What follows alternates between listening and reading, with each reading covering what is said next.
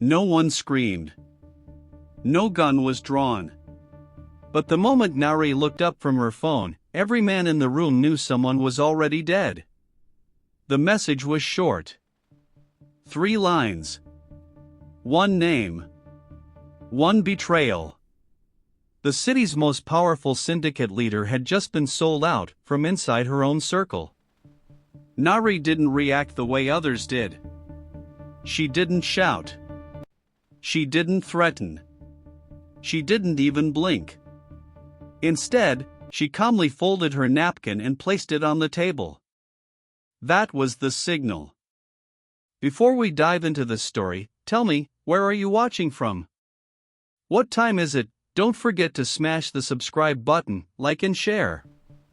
The laughter died. Glasses stopped mid-air. Veterans who had survived gang wars suddenly avoided her eyes. Because everyone in that room understood the truth, Nari's silence wasn't restraint, it was a sentence. They said crossing her didn't end in torture or public executions. It ended in erasure. Stay with me until the end, because what happens next explains why no one who betrayed the silent Mafia queen was ever given a second chance or a grave with their name on it. This story begins behind locked doors, on a storm-heavy night, in a private dining hall owned by fear itself. A place where loyalty was currency, and one mistake would rewrite the balance of power forever. Nari ruled without ever raising her voice. That was the first thing everyone learned about her. The second was that silence, in her world, was never empty. It carried weight. It pressed against the chest. It made grown men choose their words carefully, their loyalties even more so. She sat at the head of the table as she always did, posture relaxed, hands folded neatly, eyes observant but unreadable. No guards hovered behind her. She didn't need them close. Protection followed her like instinct, embedded into the room itself. Every camera, every exit, every man seated within arm's reach existed because she allowed it.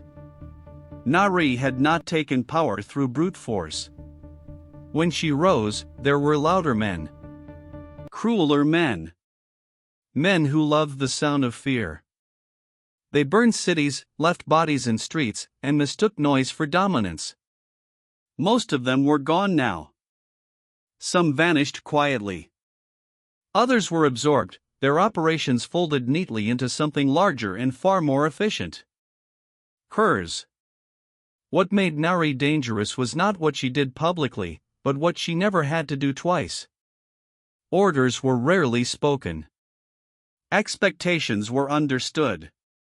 When she looked at someone for longer than usual, it meant she was measuring them: usefulness, loyalty, expiration. People learned to fear that look more than a gun pointed at their head. Stories followed her, though none could be traced to a source. A broker who skimmed profits disappeared between floors of his own building. A rival boss woke up to find every account frozen, every ally flipped, and his name erased from the streets he once ruled. No announcements. No warnings. Just absence. The city learned the pattern: chaos came from others. Finality came from Nari. She preferred rooms like this one, quiet, controlled, sealed away from the city's noise. Private dining floors. Subdued lighting. No music loud enough to interrupt thought. Power, to her, worked best when it didn't have to compete for attention. The men around the table understood their place. Some had known her for years. Others were newer, carefully vetted, promoted not for ambition but for discipline. They spoke when spoken to. They laughed when appropriate. And when Nari went silent, they did too. She listened more than she spoke. Every report was weighed not just for content, but for tone. Confidence that came too fast. Hesitation where there shouldn't be any.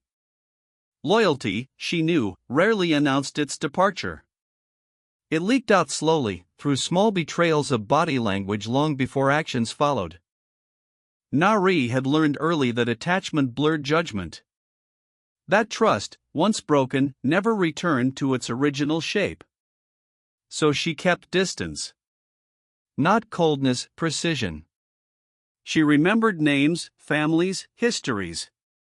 She just never confused awareness with affection. That was the myth people misunderstood. They believed her silence meant she felt nothing. They were wrong. Nari felt everything. She simply refused to let emotion move first. Rage was a tool best kept sheathed until the moment it could do irreversible damage. Mercy, she believed, was most effective when it was rare enough to be unforgettable. Outside this room, the city bent in subtle ways. Businesses paid on time. Borders held. Violence stayed contained, not because she demanded peace, but because disorder was inefficient. Under her rule, crime became quiet. Predictable. Profitable. People slept easier without ever knowing her name. And that anonymity suited her. Nari did not need statues or songs. Fear without spectacle lasted longer. As the evening stretched on, conversation drifted toward future deals, territory lines, numbers spoken in low, careful tones. She nodded when necessary. A raised eyebrow redirected an entire discussion. A slight tilt of her head ended another. They mistook this calm for permanence. None of them noticed how she watched the reflections in the polished table more than the faces above it. How she catalogued every movement. How her mind, always several steps ahead, had already begun to account for the possibility that loyalty, like everything else, was temporary. Nari had built her empire on one unbreakable rule: betrayal was not punished loudly. It was removed. And as the night wore on, with wine poured and assurances exchanged, the queen without a voice remained exactly as she always was, composed, observant, and deadly in her restraint. Unaware to everyone else in the room, the foundation beneath them had already begun to crack. And when it finally gave way, Nari would not need to say a word. The first sign was not a gunshot or a missing shipment. It was a delay. A payment that arrived 12 minutes late, routed through a secondary channel that had never been used before. Small enough to escape notice. Small enough to be dismissed as error. Nari noticed anyway. She always did. Patterns mattered to her more than explanations. She said nothing. Days later, a courier requested a route change for a routine delivery, citing construction that didn't exist. The report was filed correctly. The paperwork flawless. Too flawless. Nari read it once, then again, her expression unchanged. She approved the change with a single mark of her pen. Silence was not ignorance. It was permission. Around her, the machine continued to run smoothly. Meetings ended on time. Borders held. Money flowed. If anyone sensed tension, they didn't dare name it. Nari's calm was contagious that way. It lulled people into believing everything was under control. But beneath that calm, she began to listen differently. Voices that once spoke freely now paused before answering. A trusted lieutenant avoided her gaze for half a second too long. Another volunteered information she hadn't asked for. Loyalty, she knew, didn't overperform. She started setting small weights on the system, tiny pressures meant to reveal stress fractures. A minor policy change here. A rumor seeded there. Information released to one person and no one else. Then she waited. It didn't take long. A shipment rerouted itself mid-journey, following instructions that had never been issued. A rival syndicate anticipated a move they shouldn't have known was coming. Nothing overt. Nothing provable. Just enough alignment to confirm what her instincts had already begun to whisper. There was a leak. Nari did not react the way others would have. She did not summon anyone. She did not accuse. Accusations warned people. She preferred traps that closed without announcement. Instead, she narrowed the circle. Access was adjusted quietly. Permissions shifted. Decisions that once required consensus suddenly didn't. Those who belonged still moved easily through her world. Those who didn't began to feel friction, doors that took longer to open, answers that came slower, meetings they were no longer invited to. She watched who noticed. The guilty always did. One evening, during another private gathering, she spoke more than usual. Not much, just enough. She mentioned a potential expansion that didn't exist, dropped a location name she had already abandoned, hinted at a timetable that was deliberately wrong. Eyes flickered. Breaths changed. Nari smiled, just barely.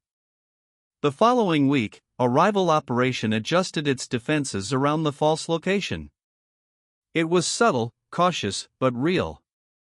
Confirmation settled in her chest, cold and heavy. Someone in this room was selling pieces of her future. Still, she said nothing. Betrayal, she believed, deserved certainty. And certainty required patience. She began feeding different truths to different people, each variation precise, each lie wrapped in enough plausibility to pass unnoticed.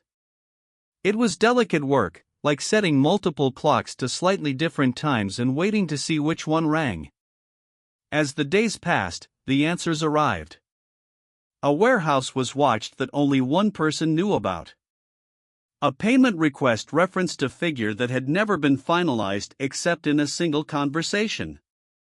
A question was asked by someone who shouldn't have known the question existed. The circle tightened. Nari felt something then. Not anger. Not hurt. Disappointment. The quiet kind. The kind that settled in the bones. She had chosen carefully. Vetted relentlessly. And still, someone had decided she was something to be used rather than respected. That choice would not be corrected. It would be concluded. From the outside, nothing changed. The city still breathed in its steady rhythm. Deals were signed. Alliances held.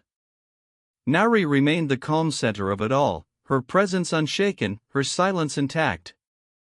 Inside, however, the map had shifted. She now knew where the fracture lay. She knew how deep it ran. And more importantly, she knew who would fall when pressure was finally applied. The traitor believed they were being careful.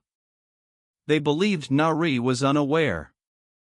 They mistook her restraint for distance, her silence for blindness. They were wrong. Nari had not lost control of her empire. She had simply allowed the betrayal enough space to reveal itself. And once it had, there would be no escape from what came next. Nari let the days unfold as if nothing had changed. That was the most dangerous part. She continued her routines, attended the same meetings, approved the same expenditures. Her tone never shifted. Her expression remained calm, distant, untroubled. To anyone watching closely, it would have seemed that the empire was exactly as it had always been, stable, orderly, unquestioned. But beneath that still surface, she began to rearrange the ground. The first test was harmless on its face. She announced a temporary redistribution of authority, citing efficiency. Nothing dramatic. Just a few adjustments. Certain lieutenants were granted limited oversight of operations they had never handled before. Others were relieved of responsibilities they had long assumed were permanent. No one protested. Not openly. Nari watched carefully as the changes rippled outward. Who asked too many questions? Who asked none at all? Who seemed relieved, and who looked unsettled by the sudden shift? Ignorance, when performed well, required discipline.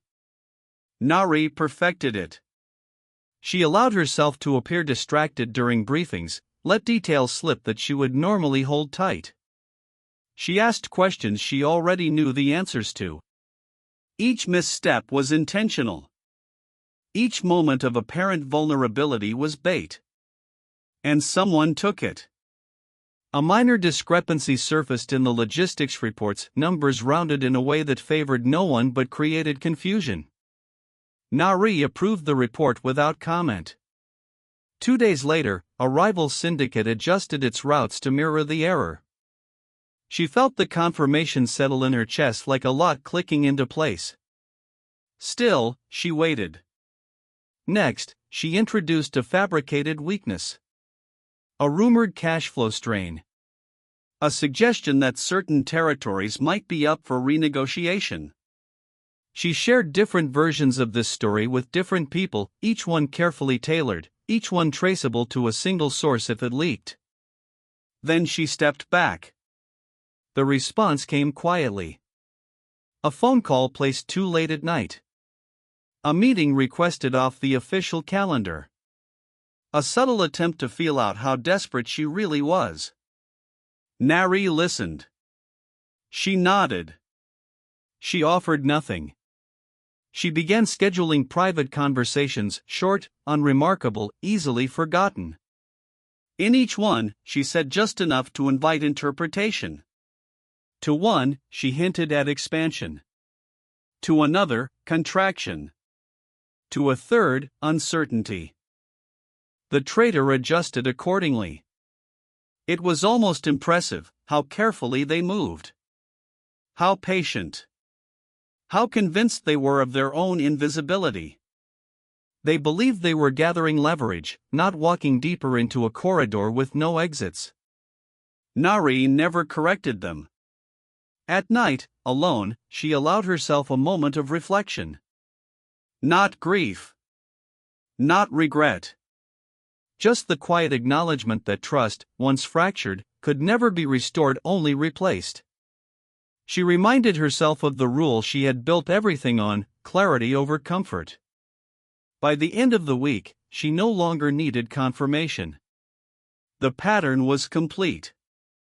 The silence between moves had spoken clearly enough. She set the final trap with elegance. A confidential shipment. High value.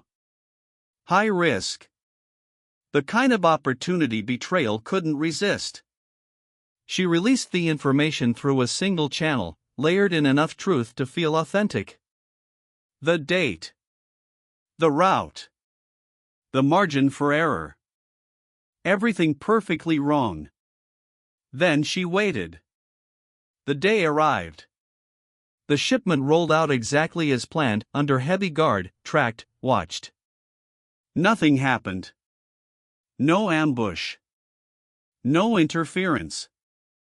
For a moment, even Nari considered the possibility that the traitor had grown cautious. Then the second convoy moved. It was smaller. Less guarded. Invisible to anyone who didn't know to look for it. That was the one intercepted. Nari received the report without visible reaction. No tightening of the jaw. No flicker of satisfaction. Just a calm acknowledgement that the test had worked. There was no longer any doubt. She now knew not just who had betrayed her, but how they thought. What they feared. What they wanted. She understood the rhythm of their decisions, the logic behind their disloyalty. That knowledge was more powerful than any weapon. She closed the file and set it aside. There was no urgency now. No need for haste. The traitor believed they were winning. That belief would keep them compliant. Predictable. Nari preferred her enemies close. Especially when they believed her silence meant safety. Soon, very soon, the trap would close. And when it did, she would not need to speak. The traitor made their move on a night that felt deliberately ordinary. Rain softened the city's edges, muting sound, blurring lights into harmless reflections. It was the kind of night meant to hide things. Nari noticed that too. The plan unfolded exactly as she had predicted, slow, careful, almost respectful in its restraint. Accounts were nudged, not emptied. Contacts were alerted, not mobilized. A meeting was arranged with a rival intermediary, far enough removed to provide plausible deniability. The traitor believed subtlety would save them. That restraint would look like loyalty if questioned later. Nari watched it all in real time. She did not interrupt. She did not block the transfers or stop the meeting from happening. She let the pieces move. Betrayal, she believed, was best exposed when allowed to finish speaking. The rival syndicate took the bait eagerly. They thought they were finally seeing cracks in her armor. Thought the silent queen was distracted, stretched thin, vulnerable. They prepared to strike where it would hurt most, not with violence, but with humiliation. To take something from her without her knowing. To prove she was not untouchable. By the time the traitor realized how much information they had truly given away, it was already too late. Nari adjusted the board with minimal effort. The meeting location was quietly compromised, not by force, but by absence. When the rival intermediary arrived, the room was empty. Phones went unanswered. Routes out were subtly blocked by delays, inspections, closed streets that hadn't been closed an hour earlier. Confusion spread first. Then unease. Meanwhile, the funds the traitor believed they were diverting never left her control. They passed through mirrors of accounts designed to look vulnerable, designed to look exploitable. Every number, every authorization, had been marked. Tracked. Logged. She let the traitor watch their own plan succeed. That was the cruelty of it. They received confirmation that the rival syndicate was satisfied. That negotiations were moving forward. That an extraction window was opening. Confidence bloomed. They allowed themselves the smallest smile. The smallest relief. Nari observed it without expression. When she finally acted, it was quietly. The rival syndicate's accounts froze simultaneously. Their allies went dark.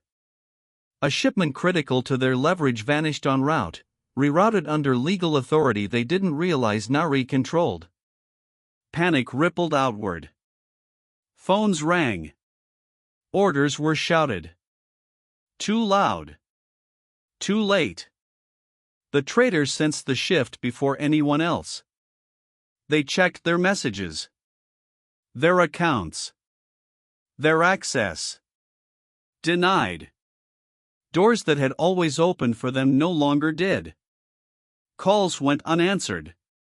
Security protocols they thought they understood suddenly treated them like a stranger. Fear replaced confidence with startling speed. They requested an audience. Nari granted it. The room was the same private dining space where trust had once been assumed. The lighting unchanged. The table polished. The silence intact. The traitor arrived alone, posture careful, face composed with effort. They began to speak, explanations rehearsed, justifications ready. Nari raised one hand. They stopped. She did not accuse them. Did not list evidence. Did not explain how thoroughly they had failed. She simply placed a file on the table and slid it forward. Inside were timestamps. Routes. Conversations. Transfers. Every step of the betrayal, documented with clinical precision. Not rage. Not drama. Truth. The traitor's breath faltered. Words lost their shape. For the first time, they understood the cost of mistaking silence for mercy. Nari stood. That was all. Guards entered, not rushing, not violent. Efficient. Final. The traitor was escorted away without resistance, their fate already sealed by the choices they had made days earlier. Nari returned to her seat and poured herself a glass of water. Her hand did not shake. Her expression did not change.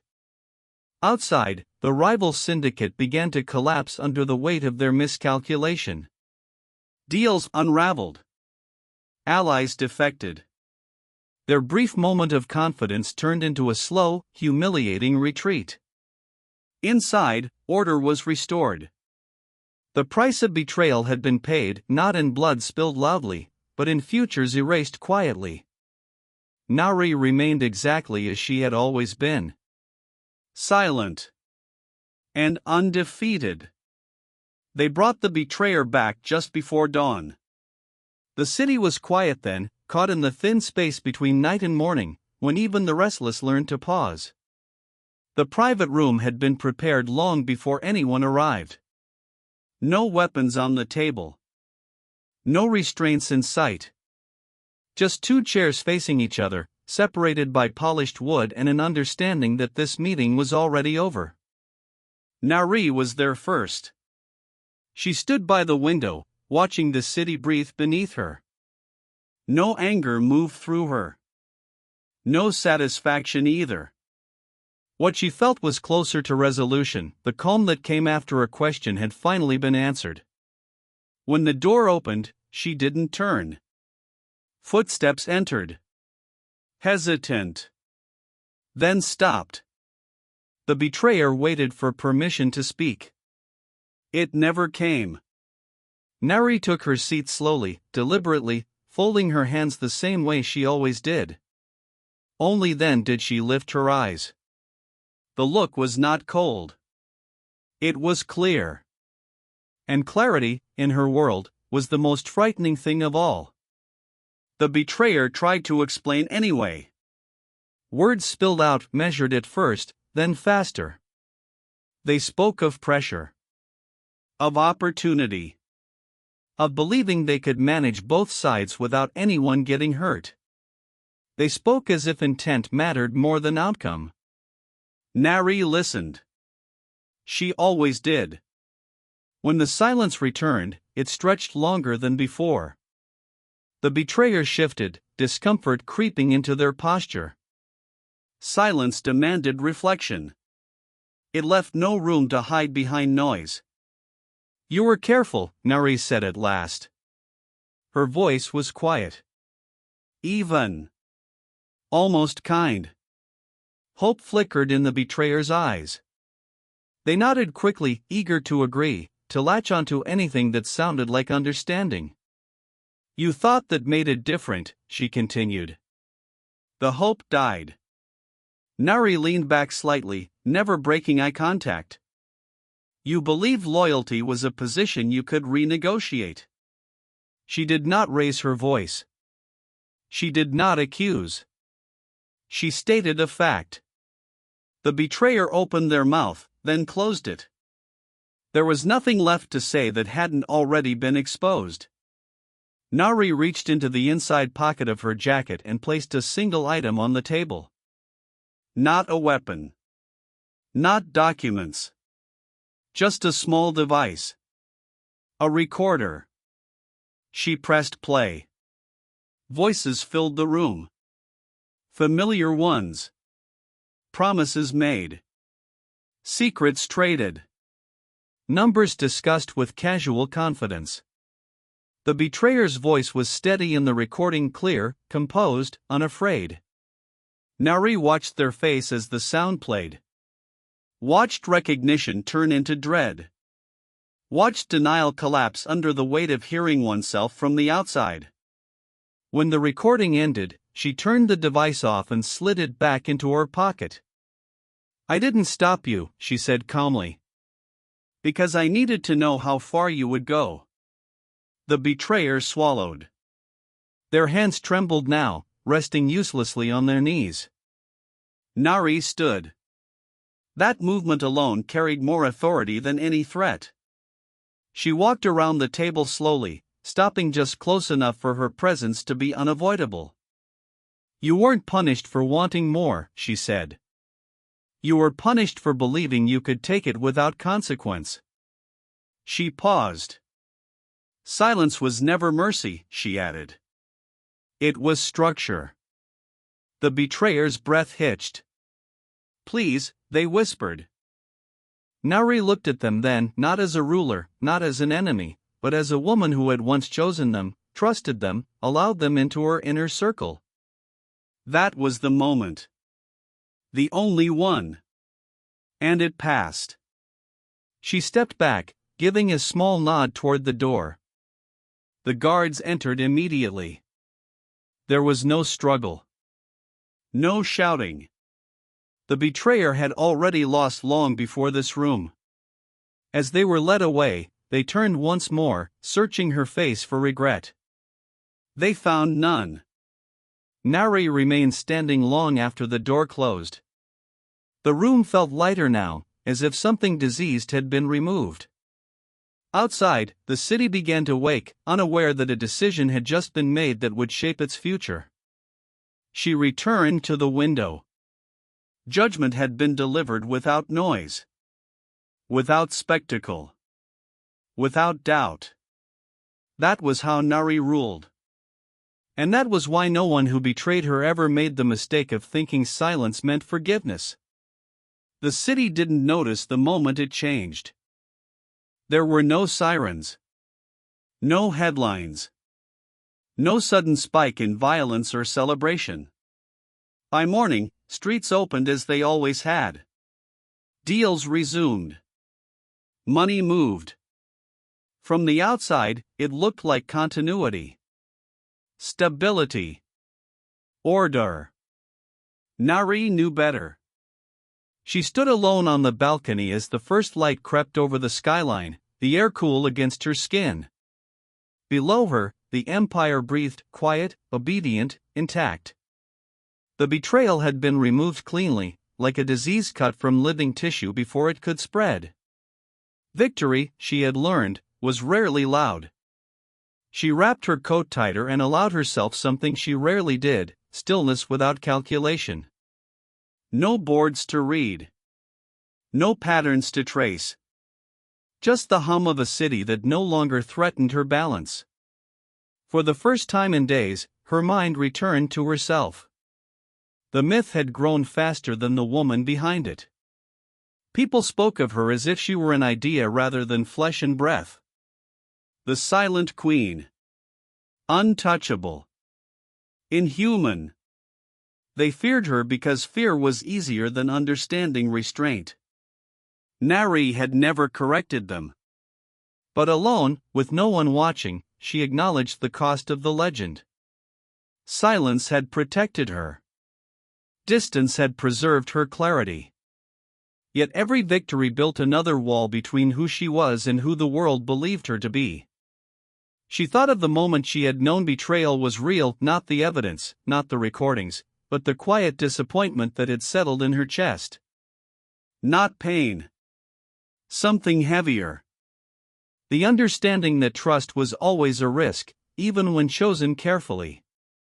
Power, she realized, had never been about erasing that risk. It was about surviving it without becoming hollow. She turned from the city and walked back inside. The private room felt different now. Lighter. The absence of one presence shifted the air. She poured herself tea instead of wine and sat where she could see the door. Nari considered the future not in terms of threats, but direction. Her rule would remain quiet. That would not change. Fear was efficient. Order required it. But she understood now that silence did not have to mean isolation. Control did not have to erase connection entirely.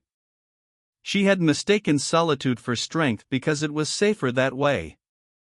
Safer, but smaller. Nari reached for a notebook she kept locked away, untouched for months. Inside were names. Not enemies. Not assets. People she had watched from a distance.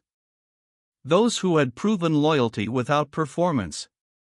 Competence without hunger. She circled 2 names. Power, she decided, was not weakened by trust, it was refined by it, when given deliberately. Outside, word of the traitor's fall moved through the city like a shadow at dawn, quiet, unmistakable. Rivals recalibrated. Allies exhaled. The balance reasserted itself, heavier in her favor than before. But Nari did not feel the urge to reinforce her legend. She felt complete. Later that morning, she convened a short meeting. No speeches. No declarations. Just clear instructions and a subtle redistribution of responsibility. The machine adjusted smoothly, as it always did. Those who remained understood what had happened. Those who watched from afar understood something else entirely. Silence had spoken. As the day unfolded, Nari returned to the rhythm of her life, measured, observant, deliberate. Yet something had shifted beneath it all. Not her authority. Not her resolve. Her understanding. Power was not the absence of vulnerability. It was the ability to face it without surrendering control. The legend would continue. It had to. The city required it. But the woman behind it no longer needed to disappear completely into the myth. Nari stood once more at the window as the city fully woke. Cars moved. Voices rose. Life continued under the quiet protection of a ruler who never announced herself. She allowed herself a small breath. Not relief. Not pride. Clarity. The silent Mafia queen still ruled. But now, she did so as a woman who understood exactly who she was and why her silence would never be mistaken for emptiness again.